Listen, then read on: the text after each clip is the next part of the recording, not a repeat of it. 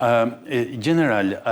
ajo që ka më bën përshtypje në Kosovë është që pavarësisht problematikave të qeverisë së fundit gjatë 5-6 viteve me administrata të ndryshme të Shteteve të Bashkuara të Amerikës, dimensionin ushtarak dhe mbi të gjitha dimensionin ushtarak e ka të fokusuar pikërisht tek Shtetet e Bashkuara të Amerikës, tek Turqia dhe Britania e Madhe.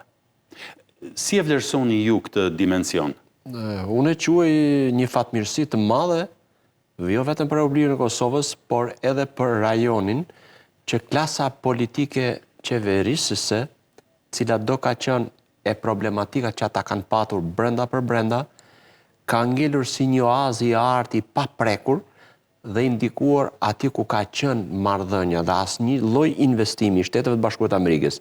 i Mbretërisë së Bashkuar dhe në përgjithësi i vendeve të tjera që gradualisht janë orientuar, jo vetëm që nuk kanë prekur asgjë, por përkundërzi, edhe i Turqisë përkundërzi, janë rritur bashkëpunimi, ndërveprimi, shkëmbimi i eksperiencave, dërgimi i ekspertëve për të dhënë mendimin e tyre në rritjen dhe formimin e forcës së sigurisë Kosovës, jo vetëm, do thosh edhe të policisë, edhe të strukturave tjera, dhe kjo ka qenë dhe mbetet fat i madh që nuk kanë ndikuar pjesa e politikës së ditës,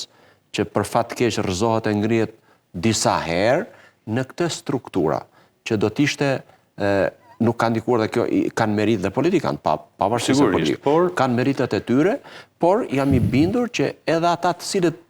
kanë hedhur investimin, siç janë Shtetet e Bashkuara të Amerikës, Mbretëria e Bashkuar, Turqia dhe vendet tjera të Bashkimit Evropian, nuk e lën njëri kaq lehtë që të shkojë dëm investimi i tyre. Dhe kjo është e lehtë për të mësuar nga ngjarjet që kanë ndodhur në Shqipëri në 97-ën për fat keq. Sepse ne kemi qenë në 94, 95-ën, ishim shumë më afër se jemi tani me Bashkimin Evropian. E vërtet. Sepse kishim ratifikuar shumë ligje, ishim afruar, kishim mes përpara. Por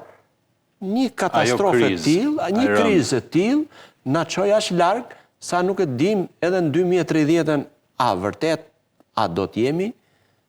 të aftë e të përgatitur e të kemi përmbushur detyrat e shtëpisë për të bërë antar me drejtat tota të Bashkimit Evropian, të kësaj familje ku ne jemi pjesë prej kohësh. Qartë. Kështu që në këtë kushte e quaj fatmirësi dhe shpresoj e uroj që klasa politike